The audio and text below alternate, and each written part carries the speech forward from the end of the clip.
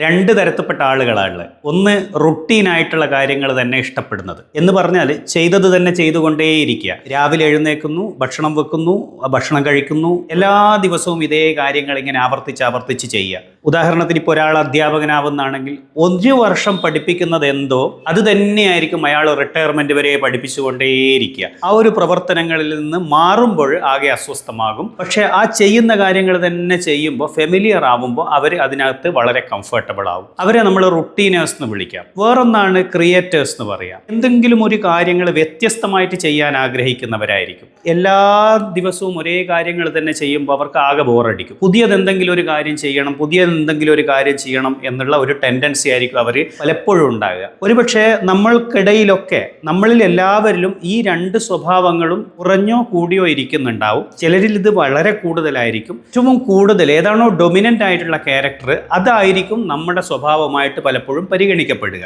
റൂട്ടീനേഴ്സിന്റെ തലത്തിൽ നിന്ന് നമ്മൾ കാണുമ്പോൾ ഒരിക്കലും നമ്മൾ ക്രിയേറ്റീവായിട്ട് ചിന്തിക്കുന്ന, ക്രിയേറ്റീവായിട്ട് പുതിയ കാര്യങ്ങൾ ചെയ്യുന്ന ഒരു മനുഷ്യനെ കുറിച്ച് നമുക്കൊരിക്കലും അവനെ മനസ്സിലാക്കാൻ പറ്റില്ല. അതേപോലെ തന്നെ പുതിയ കാര്യങ്ങൾ ചെയ്ത് പോകുന്ന ഒരാളെ സംബന്ധിച്ചിടത്തോളം ഡെയിലി ചെയ്യുന്ന ഒരാളുടെ കാഴ്ചപ്പാടുകൾ അയാൾക്കും ഉൾക്കൊള്ളാൻ പറ്റണമെന്നില്ല. ഇങ്ങനെയാണ് പലപ്പോഴും നമുക്ക് ആളുകളുടെ ചിന്താധാരകളെ പരസ്പരം മനസ്സിലാകാതെ കഴിഞ്ഞു പോകേണ്ടി വരുന്നത്. ആളുകൾ പല തരത്തിലാണ്, പല വിധത്തിലാണ്.